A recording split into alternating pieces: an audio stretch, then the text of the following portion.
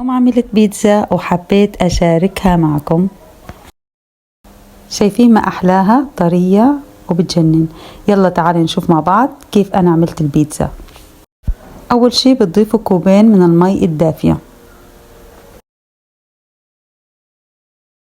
ومعلقة كبيرة من الخميرة ومعلقة كبيرة من السكر و3 معالق كبار من الحليب البودر، وبتحركوهم كتير منيح.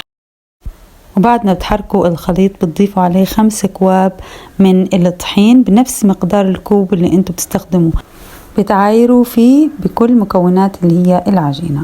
وهلا بعد ما ضفت الطحين حضيف ربع كوب من الزيت النباتي ومعلقة صغيرة من الملح، وبعجن بهاي الطريقة وبستمر بالعجن لمدة 10 دقايق، وانا استمر بالعجن حتى تكون معي تطلع معي البيتزا طرية العجينة.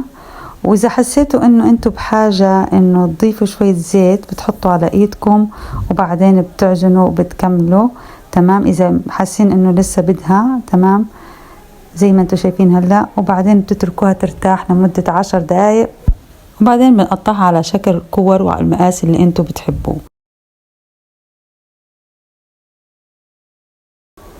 وهلا انا بعد ما قطعتها على شكل كور بمدها برش طحين، رشة طحين، وبحطها طبعا بمدها.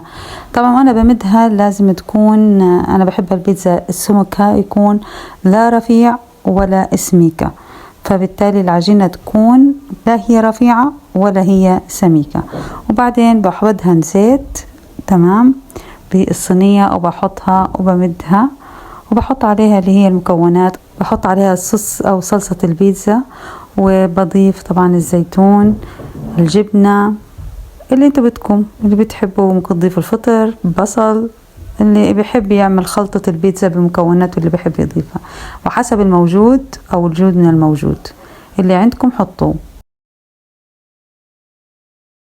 وهيك بعدين بعد ما حطيت المكونات راح احطها بالفرن وراح تكون جاهزة. وهلأ صارت عنا بيتزا جاهزة، وشوفوا كيف ما أحلاها، تطلع معكم عجينة طرية وكتير حلوة. جربوها هاي المكونات، شايفين ما أحلاها، جربوها وما شاء الله عليها راح تعجبكم كتير. وتحياتي لكم، فانتظروني بفيديو جديد ومع السلامة.